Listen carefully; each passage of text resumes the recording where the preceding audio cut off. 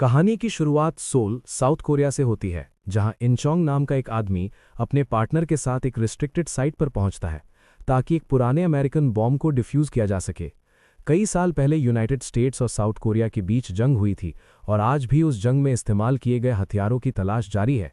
इनचोंग आखिरकार उस बॉम्ब को ढूंढ लेता है और उसे सेफली डिफ्यूज कर देता है। इसके बाद सीन शिफ्ट होता है इनचोंग की प्रेग्नेंट वाइफ सुजी पर, जो अकेले ही अपने मेडिकल चेकअप के लिए क्लिनिक आई होती है। जैसे ही वो बाहर निकलती है, इनचोंग उसे कॉल करता है और एक्साइटमेंट में पूछता है कि उन्हें बेबी गर्ल होने वाली है या बेबी बॉय। जवाब देने की बजाय सुजी गुस्सा हो जाती है। उसे इस बात का दुख होता है कि इनचोंग हमेशा अपने काम में बिजी रहता है और उसके लिए कभी समय नहीं निकालता। इसी वजह से उसे फिर से अकेले ही क्लिनिक आना पड़ा। फोन पर दोनों के बीच बहस चल ही रही होती है कि अचानक शहर में एक बहुत ही जोरदार और डरावना अर्थक्वेक आ जाता है। इनचोंग तुरंत अपनी कार संभालता है और वहां से निकलने की कोशिश करता है, लेकिन गिरती हुई इमारतों की वजह से सड़कें लगभग बंद हो चुकी होती है। तभी अचानक उसकी कार क्रैश हो जाती है। अच्छी बात यह रहती है कि इनचोंग को कोई चोट नहीं आती। वो कार से बाहर निकलता है और अपने घर की तरफ दौड़ता है, जबकि आधा शहर पूरी तरह तबाह हो चुका होता है। थोड़ी ही देर में न्यूज़ चैनल्स पर अर्थक्वेक की खबरें छा जाती हैं। जल्द ही पता चलता है कि इस तबाही की वजह चाइना और साउथ कोरिया की बॉर्डर पर हुआ एक मैसिव वॉल्केनिक इरप्शन है। दोनों देशों को भारी नुकसान होता है। ये भी सामने आता है कि इस डिजास्टर की प्रेडिक्शन 3 साल पहले प्रोफेसर कैंग बॉन्ग ने की थी, लेकिन उस वक्त किसी ने उनकी बात पर भरोसा नहीं किया था। अब अर्थक्वेक के बाद लोग उनकी वार्निंग को नज़रअंदाज करने का पछतावा करते हैं।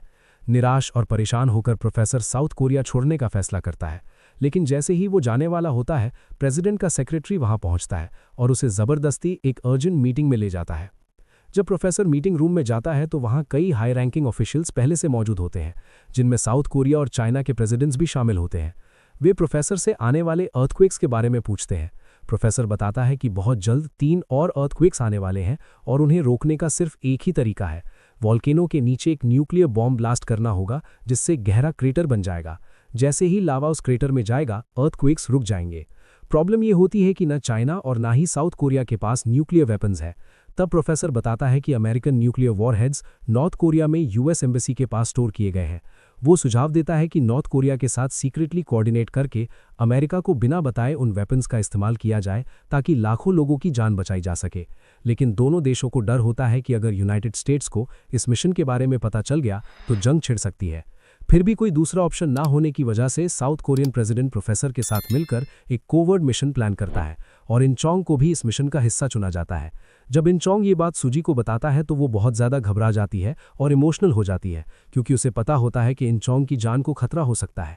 इसके बावजूद देश के लिए वो इनचोंग को जाने की इजाज़त दे देती है और ये पल दोनों के लिए बेहद इमोशनल हो जाता है। अगले दिन मिशन के लिए एक स्पेशल टीम बनाई जाती है और साउथ कोरियन प्रिजन से जून प्योंग नाम के कैदी को छुड़ाने की प्लानिंग होती है। वहीं अकेला इंसान होता है जिसे पता होता है कि अमेरिकन न्यूक्लियर वेपन्स कहाँ रखे गए हैं। टीम 2 ग्रुप्स में बढ़ जाती है और प्रिजन ब्रेक के लिए निकल पड़ती है। दुर्भाग्य से एक टीम का प्लेन बुरी तरह क्रैश हो जाता है, जिसमें मिशन कैप्टन और कई मेंबर्स की मौत हो जाती है। इनचोंग का प्लेन भी कंट्रोल खोने लगता है, लेकिन आखिरी वक्त पर वो अपनी टीम को सेफली इवैक्यूएट कर देता है। कैप्टन की मौत के बाद इनचोंग को प्रमोट करके नया मिशन कैप्टन बना दिया जाता है। कुछ ही देर बाद कंट्रोल रूम से उसे बताया जाता है कि क्रैश हुए प्लेन में पूरी मिशन मैप थी। मैप के बिना मिशन पूरा करना नामुमकिन होता है। बिना देर किए इनचोंग और उसकी टीम रैकेज में वापस जाते हैं, मैप रिकवर करते हैं और फिर प्रिजन की तरफ बढ़ते हैं।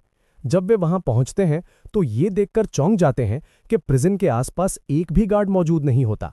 दरअसल कुछ समय पहले वहां एक जबरदस्त अर्थक्वेक आया था, जिसकी वजह से सारे गार्ड्स अपनी जान बचाकर भाग गए थे। इस बात से राहत महसूस करते हुए टीम जल्दी से प्रिजन के अंदर जाती है और प्योंग नाम के एक कैदी से मिलती है। शुरुआत में प्योंग को समझ नहीं आता कि वे उसे क्यों छुड़ाना चाहते हैं। इनचोंग उसे पूरी सिचुएशन समझाता है, लेकिन प्योंग मदद करने से मना कर देता है।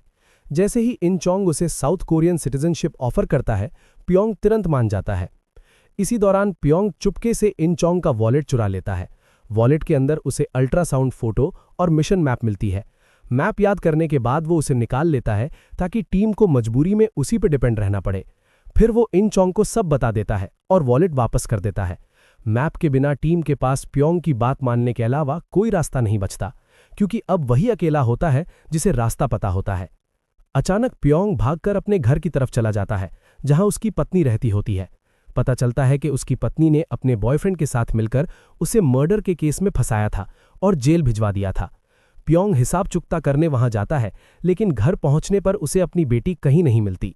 उसकी पत्नी बताती है कि उनकी बेटी अब साउथ कोरिया में अपने अंकल के साथ रहती है। इधर इन चोंग और उसकी टीम पूरे शहर में प्योंग को ढूंढ रही होती है। तभी उन्हें पास की एक बिल्डिंग से गन शॉट्स की आवाज सुनाई देती है। टीम अंदर जाती है और प्योंग को वहां पाती है। प्योंग हवा में गोलियां चला रहा होता है ताकि अपनी पत्नी को डरा सके। इन चोंग उसे पकड़ लेता है और उसकी पूरी कहानी सुनने के बाद वादा करता है कि अगर वो सच्चे दिल से मिशन में मदद करेगा तो उसे उसकी बेटी से मिलवाया जाएगा। उसके बाद प्योंग ईमानदारी से मिशन में साथ देने के लिए तैयार हो जाता है।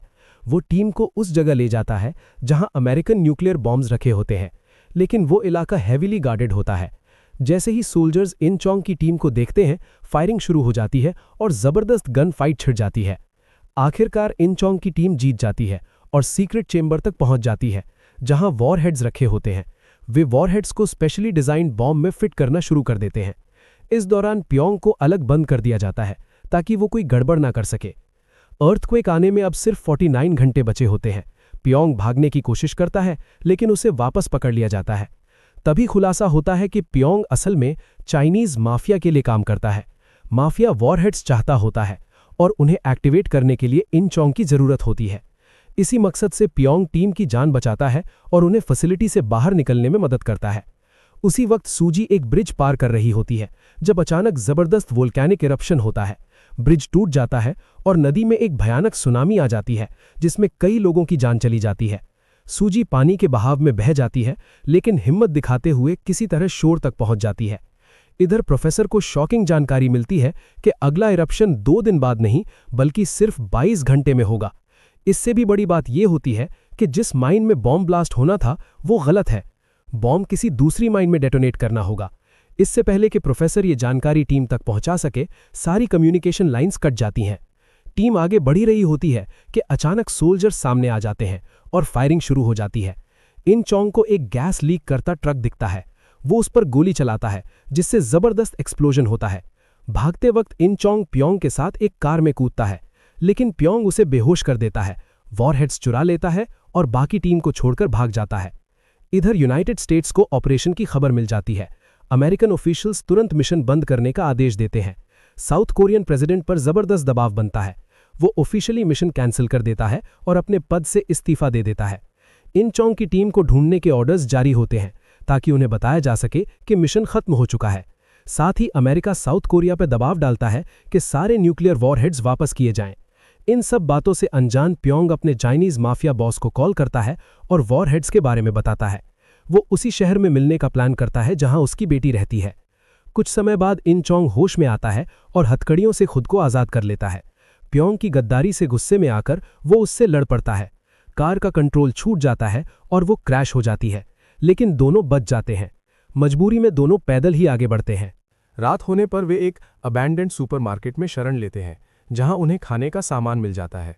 खाते वक्त अचानक अमेरिकन सोल्जर्स सुपरमार्केट को घेर लेते हैं और उन्हें मारने ही वाले होते हैं। तभी इन चोंग की टीम ट्रक लेकर पहुंचती है और सोल्जर्स पर फायरिंग शुरू कर देती है। केओस के बीच इन चोंग और प्योंग को भागने का मौका मिल जाता है। वे एक गाड़ी में बैठकर निकल जाते हैं और पीछे से पीछा कर रहे सोल्जर्स पर फायरिंग करते रहते हैं। ब्रिज के पास पहुंचते ही एक और जबरदस्त वोल्केनिक इरप्शन होता है। एक्सप्लोजन इतना ताकतवर होता है कि ब्रिज टूट जाता है और ऑपरेशन को ऑफिशियली पूरी तरह बंद घोषित कर दिया जाता है। इसके बाद प्रोफेसर साउथ कोरिया छोड़ने का फैसला करता है और एयरपोर्ट जाने वाली बस में बैठता है। उसी वक्त सूजी भी वहां पहुंचती है। अचानक एक और इरप्शन होता है और चारों तरफ पैनिक फैल जाता है। प्रोफेसर देखता है कि सोल्जर्स सूजी को भागने से रोक रहे हैं, जिससे वो गुस्से में आ जाता है। वो तुरंत प्रेसिडेंट के सेक्रेटरी को कॉल करता है और सारे जरूरी डॉक्यूमेंट्स चुराने का आदेश देता है ताकि मिशन दोबारा शुरू किया जा सके। सेक्रेटरी वैसा ही करती है। अमेरिकन प्रेसिडेंट उसे देख लेता है, लेकिन भारी सिक्योरिटी की वजह से उसे रोक नहीं पाता। इधर इन चोंग को लगने लगता है कि मिशन अब पूरा नहीं हो पाएगा, लेकिन प्योंग अपनी गलती समझ चुका होता है। वो इन चोंग के लिए एक मैप बनाता है और फिर अपनी बेटी को ढूंढने निकल जाता है। शहर में वो अपनी बेटी को ढूंढ लेता है, लेकिन बेटी उसे पहचान नहीं पाती। तभी चाइनीज गैंग मेंबर्स वहां पहुंचते हैं और वॉरहेड्स मांगते हैं। प्योंग बताता है कि वॉरहेड्स अब उसके पास नहीं है और उसने इन चोंग को दे दिए हैं। ये सुनते ही गैंग मेंबर्स उसे गोली मार देते हैं। कुछ ही पलों बाद अमेरिकन सोल्जर्स आते हैं और चाइनीज गैंग पर फायरिंग शुरू कर देते हैं। दूसरी तरफ प्रोफेसर किसी तरह इंचोंग से कांटेक्ट कर लेता है और उसे सही माइन के बारे में बताता है, लेकिन इंचोंग के पास सिर्फ आधा मैप होता है। मैप पूरा करने के लिए वो उसी शहर की तरफ जाता है जहां प्युंग को आखिरी बार देखा गया था। वहां पहुंचकर वो देखता है कि पूरा शहर जंग जैसे हालात में फंसा हुआ है। अचानक जमीन फिर से कांपने लगती है और दोनों तरफ के लोग डर के मारे भागने लगते हैं। इंचोंग अपनी टीम को तुरंत इवैक्यूएट करने को कहता है और खुद अकेले माइन की तरफ जाने का फैसला करता है। प्युंग जिसे रास्ता पता होता है उसके साथ जाने का फैसला करता है। रास्ते में इंचोंग सूजी को कॉल करता है, ये सोचते हुए कि शायद वो जिंदा ना लौट पाए। थोड़ी देर बाद दोनों माइन तक पहुंचते हैं और बॉम्ब को एलिवेटर की तरफ ले जाते हैं, लेकिन बिजली चले जाने से एलिवेटर काम करना बंद कर देता है। कोई और रास्ता न देखकर इंचोंग अकेले नीचे जाने का फैसला करता है, क्योंकि वहां से वापस आने का कोई रास्ता नहीं होता। लेकिन बुरी तरह घायल प्युंग उसकी जगह जाने का फैसला करता है। वो कहता है कि वो ये सब अपनी बेटी के फ्यूचर के लिए कर रहा है और इंचोंग से उसकी बेटी का ख्याल रखने को कहता है।